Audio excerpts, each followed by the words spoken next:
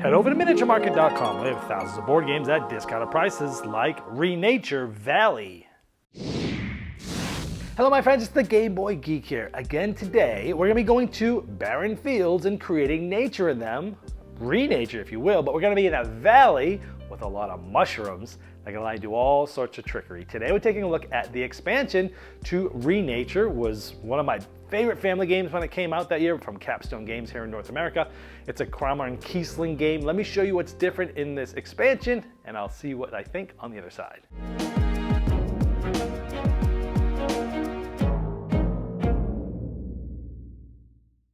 Now the game comes with a double-sided board. Here is the first side, and you'll notice the areas, are different, obviously, from before. There's a big 8 area in the middle. There's a couple of 5s and 4s, and it goes up like this. And you're going to be starting on one of these spots. So as players are playing, let's say this last player played this, and the black player put that there, and they're thinking, hey, maybe later on they can like link these together. Because the interesting part is, let's say we go like this. Now the rules actually say you leave these off to the side of the table, and when someone places on a stump, they get a mushroom token. I like putting them on the stump side up just because I think it reminds you to grab a tile when you go there. So if you were to place this here, like this, they can still place an area next to them. Maybe they go like this, and then maybe they go like this. They can put it in any spot that's adjacent to an area, and this allows it to join. So now before, this was just an area of 2, but now it's an area of 2, 3, 4, 5, 6, 7. It's an area 7, and now they've already got a big handle on this. So sometimes you do it early, sometimes you wait till it's later in the game to join something that will help you take over a larger area. It really just makes the game incredibly dynamic, and it changes throughout the thing, and you've got some longer term things you're trying to get.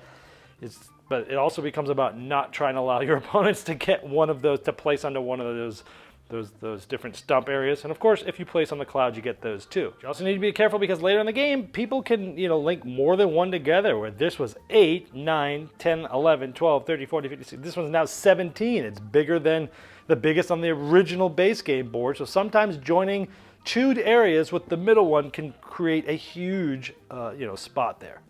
Now here's the back side of the board. It works similarly, except now the starting spots are here. So you're starting from the inside and working your way out on this one, where the other one was starting on the outside, work your way in, which in the base game you start at the top, work your way down. So they're all sort of 3 different things.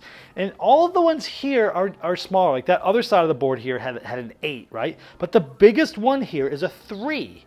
But over the course of the game, you might be able to end up placing, a thing here, a mushroom here, which would make it 1, 2, 3, 4, 5, right? So, but some of these you might be able to put one here, right? Now this becomes 6, and you put another one here, then this one becomes 9. So there are ways to get bigger ones in this one, but it's a little harder because of the way you have to kind of like, as you place your dominoes, it kind of cuts off areas that you might be putting those. Also, different from the other side of the board is the clouds are on the areas, not in the greenery, which they are on the other side of the board. So again, those little subtle differences make the gameplay feel a lot different. And even though this, when you get on one of these, you get to place one of these, it still feels very different from the other side, but also very different from the base game as well. All right, now before I get to my final thoughts, I want to let you know that if you like my content, there's now ways to get bonus content like first impression videos well before a review will come out, or for many games I don't even end up reviewing. You can even vote for which games get reviewed on the channel. You can also see me opening up packages and getting content earlier than everyone else. And now you can see what you're missing with a free 7-day trial at patreon.com/GameBoyGeek. All right, so what I like about the expansion, well, mushrooms. I like mushrooms anyways. I love mushrooms. I eat them like crazy. Mushrooms creating joined areas. This makes it so that the play is a lot more interactive. There's a lot more strategy as to what you're doing, what you're trying to get control over, knowing what might be able to be looped into another area and who owns that one. So just being able to create additional areas pretty much almost anywhere on the board gives for like a lot more, almost like infinite replayability. Now the base game was fine. I never got sick of it. I played it a ton, but the board, there was only one board. I always said when I reviewed that game, they should have made a double-sided board. They didn't. I still never got sick of that main board. You might fall into some things that you try to do when you play each time, but because of the interactive of the players, it always ends up being a different game anyways. But this gives it a very different feel of being able to sort of like create larger areas. Now, it also creates tension. of not scoring the closed areas to the end. Because in the base game, you just, as soon as something's closed, you score it, blah, blah, blah. Then later on, you could take your piece out of something that's already scored. Here, you don't necessarily do that because, because different areas can get moved or joined with other areas, you're not scoring that until the end. And so you never quite know what's going to happen. You're like, oh, I own this area, but if he puts this one to this one, then he'll own that area and this huge area here. So that's interesting. And so pulling back pieces is a little more risky or it gives you less options of scoring because you might be pulling it out of a place that maybe gets joined later or something like that. Just there's a lot more interaction going on in the board. I really like that. Those two-sided double areas, two-sided boards are great. They both feel very different. Like one of them, you start from the outside and you sort of work your way in. And then the other one, you start on the inside and you sort of work your way out. And the main side of this expansion board has a larger area, I think 8 in the middle. And I think the largest area in the base game is like 13 or something like that. Has 8. But if you join that with 2 other areas, it's huge. It's just as big as the big area, if not bigger. I think, yeah, because I think you can get one even bigger from what I remember. When you flip it over the other side, they're all little tiny areas, like 2s and 3s and such. So you start to put those around and, oh man, it was really good. I actually liked the board on the back side of this that has a bunch of the smaller ones. But personally, I like that side better, but both of them are good. So what did I not like about this? So the main board, it's possible for that game to lead to strange plays. The first play of that was a strange play for us because, as I was mentioning, you're going from the outside in towards that big number, the 8 scoring area. And if you join that with 2 other groups, it's a huge area. And if that happens relatively, even halfway through the game, you've got this huge area and players then pretty much have to just put pieces in there to get all the points. Because you're like, oh, I put a piece, I'm going to get 7 points. Well, I'm going to put a piece and get 8 points. Well, I'm going to get a piece and put 9 points. And you're going this back and forth just because you get a piece for, you get points for your piece and then everything that's that size or smaller. And so it becomes this thing where like effective play isn't necessarily the most fun play because you're just like, well, I can't really afford to go somewhere else because it's not going to get me 9 points, right? So I'll just put it here because this one's going to get me 9 points immediately because there's so many pieces in this large area because everyone's fighting over it. So it can lead to some really weird, some things that were, I'd say, interesting but not necessarily fun. But once you kind of know that and you're really trying to stop players from getting those mushrooms so early, especially the same player getting 2 mushrooms, especially if they were already like working on trying to link those things together. I don't think that would happen every play, but it's possible that you could have some strange plays with that bigger side. So just know that going in, try not to link the big area with 2 other areas early or mid-game because then it becomes a weird play.